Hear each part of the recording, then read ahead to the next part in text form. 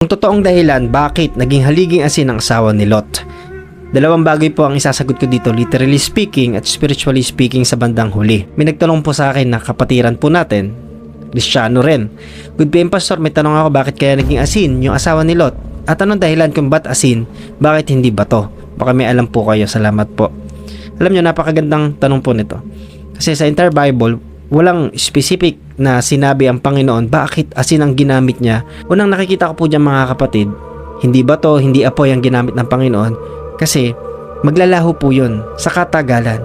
Ang asin po nape-preserve at habang tumatagal po siya, nagiging relic siya, talaga pong mas tumitibay po siya, nagiging parang haligi po siya. Hindi asin ang gagamitin po dyan, pwedeng ma-wash out po yan sa dami ng nagaganap po na baha. Pero dahil nga asin, talaga pong napipreserve siya. Dahil kung hindi asin at hindi katulad ng asin na napipreserve, hindi siya makikita. Kasi ngayon, nakita po yung statue po na yan. Tanda po yan na totoo ang Bible at hindi po imbento lang. At kapupulutan natin ng aral. Patunay din po yan kapatid, na kung hindi ka naniniwala, isang ebidensya to na nangyari po sa Bible ito at hindi to haka-haka. Kasi one of the most frightening event po yan nakalagay sa Bible. Judgment, bumaba po mula sa langit at tinupok po ang Sodoma at Gomora dahil sa kasalanan. Ayaw ng Diyos na tayo mabuhay sa kasalanan. At ang pamilya ni Lot, pamangkin ni Abraham, sila lang yung nakitang matuwid po doon at pinaalis sila. Kasi nga walang makita na 10. Mababa sa 10 yung nakita.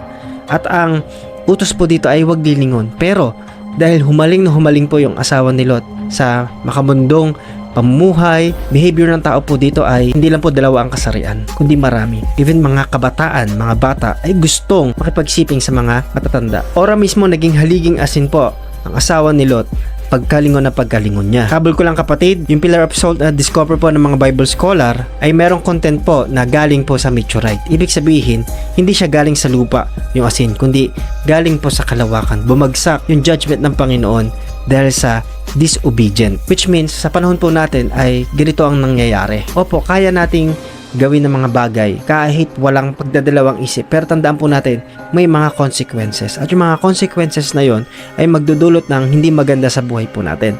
Pero tandaan nyo kapatid, mahabagin ng Panginoon. Mahaba ang pangunawa niya at napakabuti ng kanyang kalooban. Tandaan mo, una niyang niligtas ang mga tao sa Sodoma at Gomora dahil may tiyak na kapahamakan. Kaya sa oras pong ito, kailangan din po nating maligtas sa panahon po natin ngayon. Dahil ang panahon natin ay katulad ng sa Sodoma at Gomora. At kapag naging ganyan na ang behavior ng mga tao, ang sabi ng Bible, malapit nang dumating ang Panginoong Hesus.